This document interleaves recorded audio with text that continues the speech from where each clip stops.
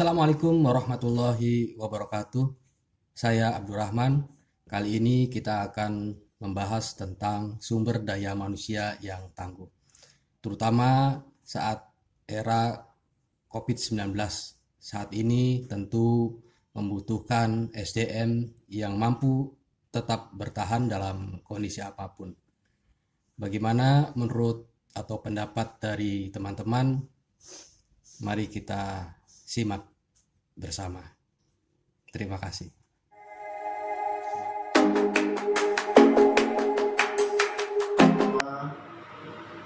Di sini kita menjelaskan mengenai sumber daya manusia yang tangguh dalam menghadapi pandemi COVID-19.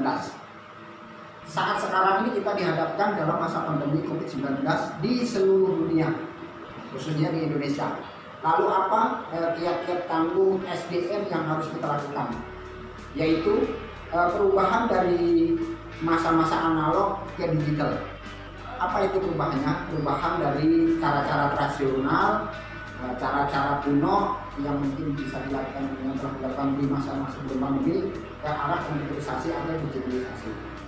Itu sekarang yang kita lakukan adalah perdagangan secara online atau virtual. Terima kasih. Assalamualaikum warahmatullahi wabarakatuh. Nama saya Nur Sana, saya di kelas Ekonomi A 2019. Di sini saya mau menjelaskan tentang berbicara masalah sumber daya manusia di dalam masa pandemi COVID. Sumber daya manusia ialah elemen utama daripada modal, teknologi, dan uang, dikarenakan semua dikendalikan oleh manusia.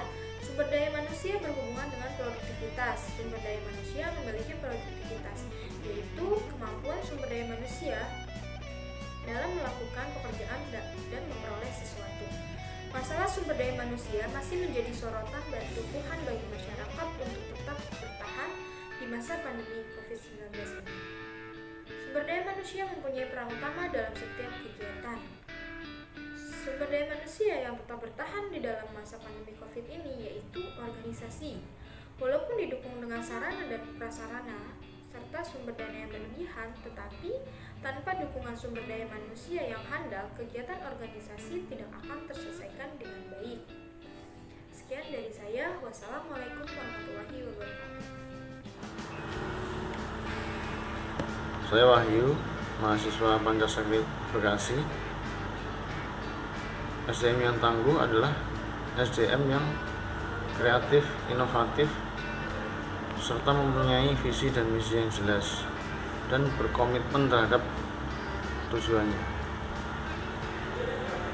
serta mempunyai rasa tanggung jawab yang baik untuk kebaikan keluarga, lingkungan maupun bangsanya. Menurut saya, untuk menjadi SDM yang mampu bertahan dalam masa pandemi, banyak cara yang kita lakukan di masa pandemi.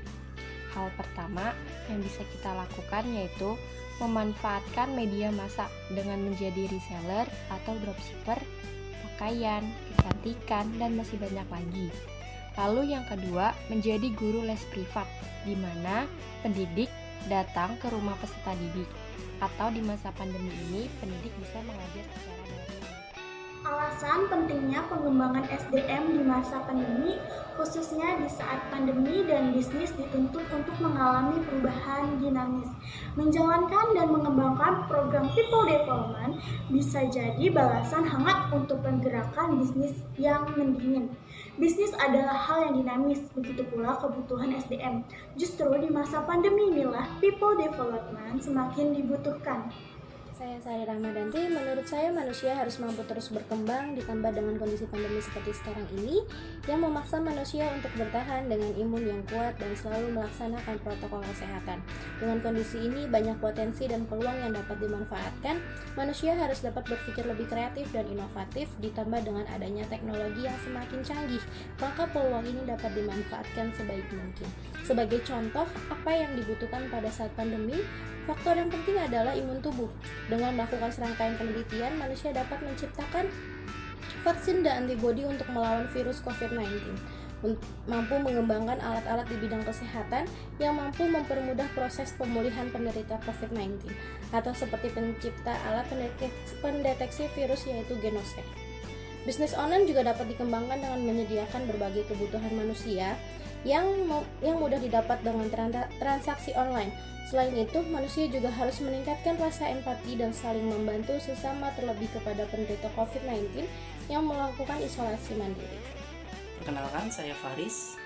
Saya berpendapat bahwa di masa pandemi seperti sekarang ini, untuk menjadi SDM yang mampu bertahan, maka perlu adanya pelatihan-pelatihan yang bisa mengedukasi, serta bisa beradaptasi dengan teknologi yang terus berkembang di zaman sekarang ini. Menurut saya, kita bisa memanfaatkan pengguna teknologi digital ini dengan baik.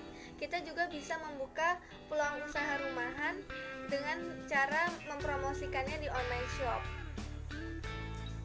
Dan kita juga harus menyelesaikan organisasi dan melindungi aset mereka agar tetap aman dan nyaman, serta berbagi prediksi keuangan untuk bisa memberikan insight yang tepat agar bisnis tetap survive.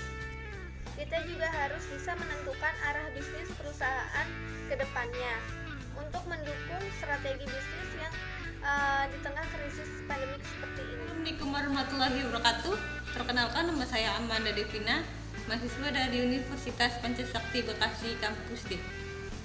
Mempersiapkan sumber daya manusia kritis, kreatif, dan berwawasan kebangsaan untuk mencapai ketahanan nasional yang tangguh di era pandemi COVID-19.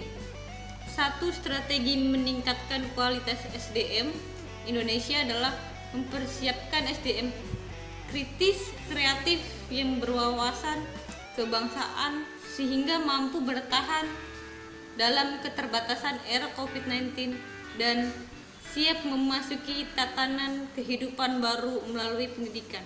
Terima kasih. Wabarakatuh, saya Isbari Teguh Iman. Menurut saya SDM untuk bertahan pada masa pandemi ini, para mikro usaha kecil pasti melalui banyak cobaan, pasti dalam modal, dalam pembelajaran dan lain-lain. Maka dari itu kita SDM UMKM pasti memiliki beberapa cara untuk bertahan di masa pandemi dalam online, penjualan online, atau kita mempersebar luaskan di WhatsApp dan Instagram. Menurut saya itu saja. Assalamualaikum warahmatullahi wabarakatuh. Saya Mursito dari kelas ekonomi kelompok 1 membahas mengenai sumber daya alam dan sumber daya manusia di era pandemi COVID-19 ini. Kita sebagai manusia yang diciptakan sempurna, mempunyai ilmu dan pemikiran untuk bisa menciptakan dan bisa